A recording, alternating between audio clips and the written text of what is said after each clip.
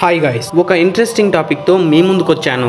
అదేంటంటే చైనాలోని ఒక ప్రాంతంలో జరిగిన తవ్వకాల్లో 400 సంవత్సరాల పురాతనమైన ఒక వాచ్ బయటపడింది. ఆ వాచ్ పై మేడ్ ఇన్ స్విట్జర్లాండ్ అని రాసి ఉంది. కానీ 400 సంవత్సరాల క్రితం స్విట్జర్లాండ్ అనే ప్రాంతం ఉందా?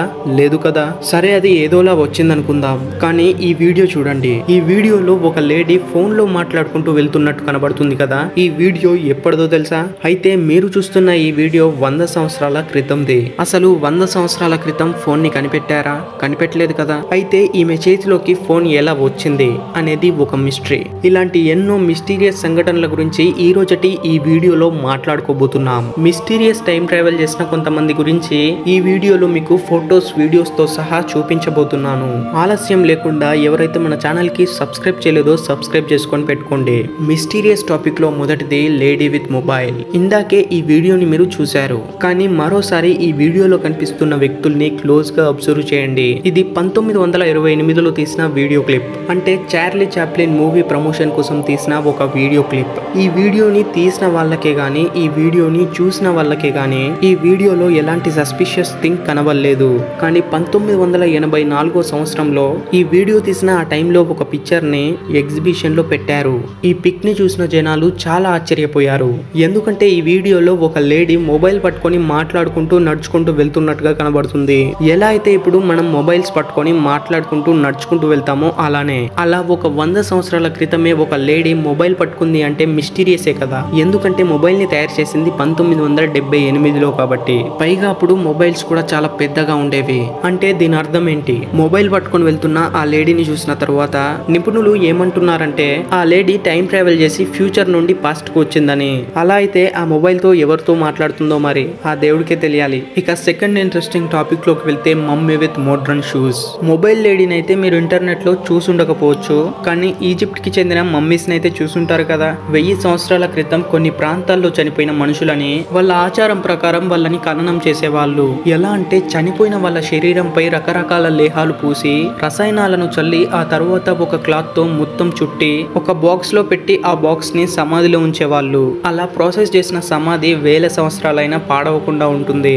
మంగోలియాలోని ఒక ప్లేస్ లో చేసిన తవ్వకాల్లో ఒక మమ్మీఫైడ్ బాడీ బయటపడింది. పరిశోధన చేసిన వాళ్ళు ఈ మమ్మీఫై బాడీ 1500 సంవత్సరాల కన్నా పురాతనమైందని చెప్పారు. ఈ మమ్మీ దొరకడంలో విశేషం ఏముంది? ఇలాంటి మమ్మీస్ చాలానే దొరికాయి కదా అని మీరు అనుకోవచ్చు.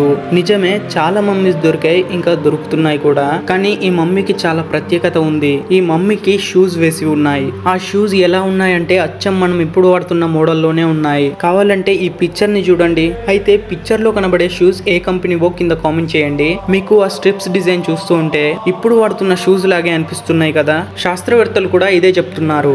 ఇప్పటి వరకు కొన్ని వేల మమ్మీస్ తవ్వకాల్లో బయటపడ్డాయి. ఇలా మోడ్రన్ షూస్ వేసుకున్న మమ్మీ కనిపించడం ఇదే మొదటిసారి. అంటే ఆ కాలపు వాళ్ళు ఎవరో టైం ట్రావెల్ చేసి పాస్ట్ లోకి వెళ్ళి ఉండవచ్చు.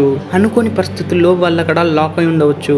అలా వాళ్ళు చనిపోయి ఉండవచ్చు. ఇక దీని వెనుకున్న కథ మాత్రం మూడో కంటికి కూడా తెలియదు. ఇక మూడో విషయంలోకి వెళ్తే స్మాల్ వాచ్. అయితే 2018లో మన నైబర్ కంట్రీ అయిన చైనాలో అక్కడ చేసిన తవ్వకాల్లో ఒక వస్తువు బయటపడింది. అది చాలా చిన్నగా ఉంది. ఎంత చిన్నగా ఉందంటే మన వేలుకు పెట్టుకునే ఉంగరంలా ఉంది.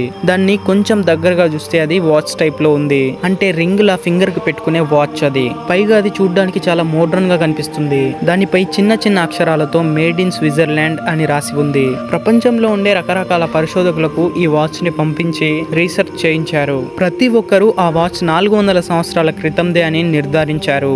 ఆశ్చర్యంగా ఉంది కదా. ఎందుకంటే క్లాక్ అనేది అప్పట్లో ఇలాంటి డిజైన్స్ తో రాలేదు. పైగా అప్పట్లో స్విట్జర్లాండ్ అనే పేరుతో ఏ కంట్రీ కూడా లేదు. అంటే దీని అర్థం ఎవరో పాస్ట్ కి టైం ట్రావెల్ చేసి అన్ని సంవత్సరాలు వెనక్కి వెళ్లారా, అప్పుడు ఆ ప్లేస్ లో అలాంటి వాచ్ రింగ్ ని పడేసుకొని ఉంటారు. ఇక నాలుగవది బ్రిడ్జ్ ఓపెనింగ్. అప్పుడు కెనడాలో ఒక బ్రిడ్జ్ ఓపెనింగ్ సెరమనీ జరుగుతుంది. ఆ ఓపెనింగ్ సెరమనీ చూడడానికి చాలా మంది ప్రజలు వచ్చారు. ఆ సెరమనీకి సంబంధించి కొన్ని ఫొటోస్ ని చూస్తే ఈ ఫొటోస్ లో మాత్రం ఒక డిఫరెంట్ వ్యక్తి కనబడ్డాడు. నిజానికి అప్పట్లో ఈ ఫోటోని ఎవ్వరూ అబ్జర్వ్ చేసి ఉండకపోవచ్చు. కానీ రీసెంట్ గా ఈ ఫోటోని ఒక సందర్భంలో గమనించినప్పుడు ఈ విషయం బయటపడింది. మీరు చూస్తుంది ఒక ఒరిజినల్ పిక్చర్, ఎలాంటి ఎడిటింగ్ లేనిది. ఈ పిక్చర్ లో జనాల్లో ఉన్న ఒక వ్యక్తి మాత్రం అక్కడున్న ప్రజల కంటే చాలా భిన్నంగా, వ్యత్యాసంగా ఉన్నాడు.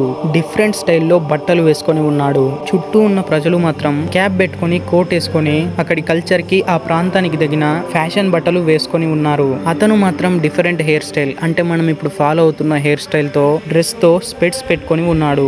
ఆ రోజు రోజుల్లో ఆ టైప్స్ బెడ్స్ కూడా లేవు. ఇవన్నీ చూసిన కొంతమంది అతను పాస్ట్ లోకి టైం ట్రావెల్ చేశాడని నమ్ముతున్నారు. ఇక ఐదవది మిస్టీరియస్ మ్యాన్. హిస్టరీలో జరిగిన కొన్ని సంఘటనలతో పాటు దానికి సంబంధించిన ఒక బుక్ 1974లో ప్రింట్ అయింది. ఈ బుక్ ప్రింట్ అయిన 50 సంవత్సరాల తర్వాత, అంటే ఆ బుక్ లో ఉండే ఒక పిక్ మాత్రం అందరినీ ఇప్పుడు ఆశ్చర్యానికి గురి చేసింది.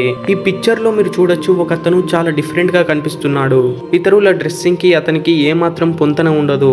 ఆ వ్యక్తి వెనుకున్న మనుషులు కూడా ఏంటి తను కొత్తగా కనిపిస్తున్నాడు అన్నట్టు చూస్తున్నారు కదా. ఇది గైస్ సంగతి. అయితే మనం పాస్ట్ కు వెళ్ళిన సంఘటనల గురించి చూసాం. అయితే ఇప్పుడు మనం ఫ్యూచర్ కి టైం ట్రావెల్ చేసిన కొన్ని సంఘటనల గురించి చూద్దాం. Disappearing fighter ship. 1947 October 28. American navy ఆ రోజుని ఎప్పటికీ మర్చిపోలేదు. ఆ రోజు సముద్రంలో ఉండే సైనికులు ఒక ఎక్స్పెరిమెంట్ చేస్తున్నారు. ఆ ఎక్స్పెరిమెంట్ పేరు ద ఫిలదెల్ఫియా ఎక్స్పెరిమెంట్. రెండో ప్రపంచ యుద్ధం ముగిసిన రోజులవి. ఆ ఎక్స్పెరిమెంట్ లో భాగంగా అమెరికా చేయాలనుకున్నది ఏంటంటే, యుద్ధ సమయంలో శత్రువులకు గాని మరెవరికి గాని వీళ్ళ దగ్గర ఉండే యుద్ధ నౌకల్ని రేడార్ లో కనబడకుండా చేయడం. కానీ అక్కడ చాలా విచిత్రమైన సంఘటన జరిగింది. అమెరికా నౌక రేడార్ కండ్ల నుంచి మాత్రమే మాయమవ్వాలి, కానీ నిజానికి నేరుగా చూస్తే మాత్రం కనబడుతుంది. ప్రయోగం మొదలైన కొంతసేపటికి రేడార్ లోనే కాదు, నిజంగానే కండ్ల ముందే మాయమైపోయింది. అలా మాయమైపోయిన యుద్ధ నౌక 100 కిలోమీటర్ల దూరంలో కనబడింది. అలా మాయమైపోయిన 10 నిమిషాల తర్వాత తిరిగి మళ్ళీ సముద్రంలో కనబడింది. ఆ నౌకలో ఉన్న సిబ్బంది మాత్రం అటు ఇటు పడిపోయి చాలా దారుణమైన సిచ్యువేషన్ లో ఉన్నారు. కొంతమంది సిబ్బంది మాత్రం మాయమైపోయారు. కొంతమంది మాత్రం షిప్ లో ఇరుక్కుపోయి కాళ్ళు చేతులు ఫ్రీజ్ అయిపోయి కనిపించారు. ఆ షిప్ లో టైం 10 మినిట్స్ ముందుకుంది. షిప్ టైం ట్రావెల్ చేసింది, కానీ ట్రావెల్ మధ్యలోనే ఒక మిస్టేక్ జరగడంతో పూర్తిగా కాకుండా ఆగిపోయింది. అలా అయ్యుంటుంది అని చాలా మంది అంటున్నారు. ఈ విషయాన్ని అమెరికా ప్రభుత్వం చాలా సీక్రెట్ గా ఉంచింది. కొన్ని సంవత్సరాల క్రితమే ఈ షిప్ టైం ట్రావెల్ విషయం బయట పెట్టింది. ఇక ఫ్యూచర్ లోకి టైం ట్రావెల్ చేసిన ఒక పైలట్ గురించి ఇప్పుడు చెప్పుకుందాం. ఒక పైలట్ తన హెలికాప్టర్ ని తీసుకొని పొరపాటున ఫ్యూచర్ లోకి వెళ్లిపోయాడు. ఆ సంఘటన 1935లో జరిగింది. సర్కిన్ అనే పైలట్ ఒక చిన్న హెలికాప్టర్ ని తీసుకొని తన దేశం స్కాట్లాండ్ వైపు వెళ్తున్నాడు. ఎప్పుడు వెళ్లే దారిలో కాకుండా ఒక డిఫరెంట్ వేలో వెళ్ళడానికి ట్రై చేశాడు. ఆ దారిలో ఒక మూతపడున్న ఎయిర్పోర్ట్ ని చూశాడు. ఆ ఎయిర్పోర్ట్ క్లోజ్ అయి ఉంది. పైలట్ ఇంకా అతని డెస్టినేషన్ ని రీచ్ అవ్వలేదు. ఆ పైలట్ ఇంతలోనే ఒక పెద్ద తుఫాన్ ని చూశాడు. తుఫాన్ లో నుండి అతను దాటుకొని వచ్చాక ఒక షాకింగ్ దృశ్యం చూశాడు. కొన్ని నిమిషాల ముందు చూసిన ఒక మూతపడిన ఎయిర్పోర్ట్ చాలా ఫార్వర్డ్ టెక్నాలజీతో నడుస్తుంది. చాలా మంది ఆ ఎయిర్పోర్ట్ లో వర్క్ చేస్తూ కనబడ్డారు. అంతేకాదు ఆ ఎయిర్పోర్ట్ లో ఒక ఎల్లో కలర్ లో ఉన్న లేటెస్ట్ హెలికాప్టర్ ని చూశాడు. ఆ హెలికాప్టర్ మోడర్న్ టెక్నాలజీతో తయారైంది. ఈ సంఘటన జరిగిన 4 ఏళ్ల తరువాత పేపర్ లో ఒక కొత్త ఎయిర్పోర్ట్ ఓపెన్ అయిందని ఒక న్యూస్ పబ్లిష్ అయింది. అప్పుడు పైలట్ చూసిన ఎయిర్పోర్ట్ కి సంబంధించిన ఫోటోస్ అవి. వాటిలో అతను చూసిన ఒక అడ్వాన్స్డ్ టెక్నాలజీతో కలిగిన హెలికాప్టర్ ని కూడా చూశాడు. ఈ న్యూస్ చూసిన పైలట్ కి షాక్ తగిలినట్టయింది. అంటే ఇతను ఫ్యూచర్ కి టైం ట్రావెల్ చేసి ఆ ఎయిర్పోర్ట్ ని చూశాడనమాట. బై ద వే నా సంఘటన చెప్తాను. ఒక్కొక్కసారి మనకు కూడా మనం ఏదైనా వర్క్ చేస్తూ ఉంటే ఆ వర్క్ ముందే చేసినట్టు అనిపిస్తూ ఉంటుంది. మీకు అనిపిస్తుందా? కింద కామెంట్ చేయండి. బై ద వే ఈ వీడియో ఇంతే గైస్. ఈ వీడియో మీకు ఎలా అనిపించిందో కింద కామెంట్ చేసి చెప్పండి. ఈ వీడియోకి లైక్స్ టార్గెట్ 4K లైక్స్ అనమాట. ఈజీ. ప్రతి ఒక్కరు లైక్ కొట్టాలి గైస్. ఈ వీడియోకి లైక్ కొట్టాలి గైస్. చెప్పడం మర్చిపోయాను. మర్చిపోకుండా సబ్స్క్రైబ్ చేసుకొని పెట్టుకోండి. అంతే గైస్. ఈ వీడియోలో మీరు టైం ట్రావెల్ గురించి నేర్చుకున్నారు అనుకుంటున్నాను. అంతేకాకుండా మరో కొత్త వీడియోతో మళ్ళీ మీ ముందుకు వస్తాను. అంతవరకు సెలవు. Bye bye.